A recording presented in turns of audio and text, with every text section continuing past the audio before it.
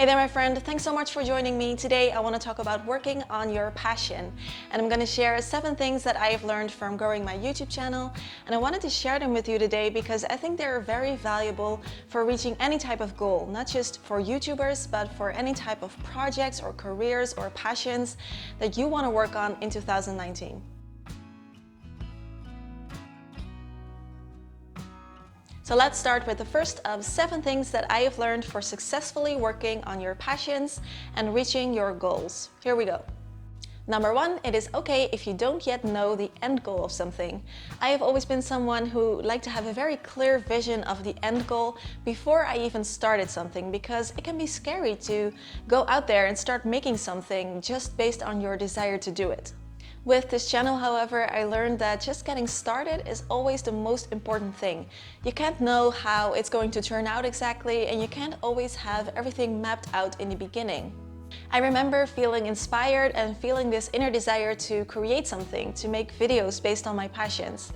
However, I had no experience with being on camera, and I also didn't have yet a clear vision of what I wanted to do with this channel, but I'm so glad that I didn't let that stop me. So my advice to you would be to just start somewhere and follow your gut.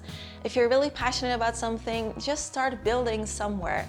Your vision of a goal will get clearer with time, and your experience and skills will also grow with time.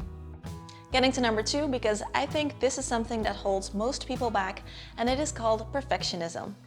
And I'm not just talking about continuing to work on something until it's perfect.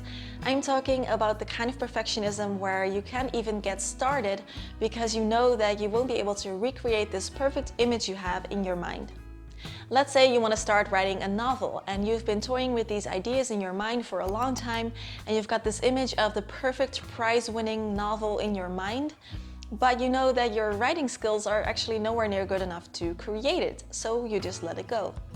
My advice to you in this case would just be to power through.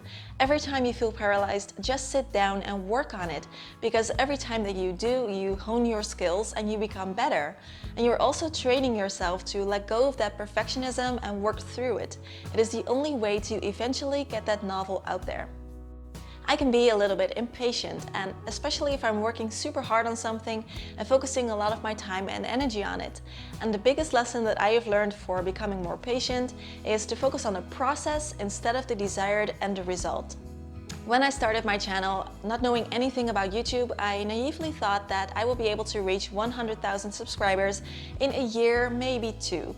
And you know what? The first couple of months, nothing happened. No one was watching my videos. But eventually I started getting views and subscribers, and even though my channel is nowhere near that number yet, from that moment on I felt successful, because there are actual real people all over the world who take the time to watch my videos, to comment, to like, and to let me know that they are helpful for them. So my advice here, if you're getting frustrated, would just be to focus on the process that will get you there. If you want to create art, focus on being creative for 1 hour a day. If you want to start your business, then focus on taking a class and starting up. And if you want to start a YouTube channel, then focus on posting a video a week. The results will come if you just keep working on the process. Lesson 4 is don't try to do everything by yourself, especially if the work or the project is something that you're doing alone, which is often the case in the beginning. Then try to find some people in your field and reach out to them. I think this is really, really important. This past year, I've collaborated with a few other YouTubers, and I am so glad that I did, because I already learned so much more than I could have ever learned on my own. And luckily, I was able to help them out with some things as well. Number 5 is something that I've had to learn, whether I like to or not, and that is dealing with negativity. As soon as your work is out there, as soon as you put yourself out there, unfortunately, you're going to have to deal with this. And I'm not talking about constructive criticism here, because that can actually be very valuable. I'm talking about people, haters, trolls, however you want to call them, that are purposefully trying to hurt your feelings. When I first experienced this, it felt very unreal to me. I just couldn't figure out why this random person on the internet felt the need to call me names or write hurtful messages. And eventually I just kind of tried to give up trying to understand and found a new way to deal with it. Now, whenever I get comments like that, I don't spend any time thinking about them or worrying about them anymore. I just basically ignore them and move on. You have to understand that this is unfortunately part of the whole pursuing your dreams, pursuing your passions thing. And it doesn't say anything about you, and you don't have to spend any more time or energy on it than is absolutely necessary.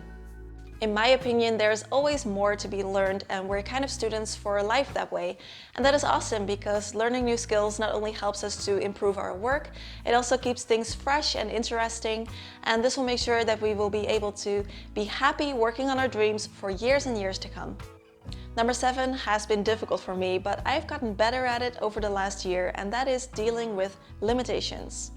Whenever you start working on your passion, your goal, your project, you're probably going to deal with some limitations. You might have limited time to work on it, you might have limited money to invest in it, and this was true in my case as well.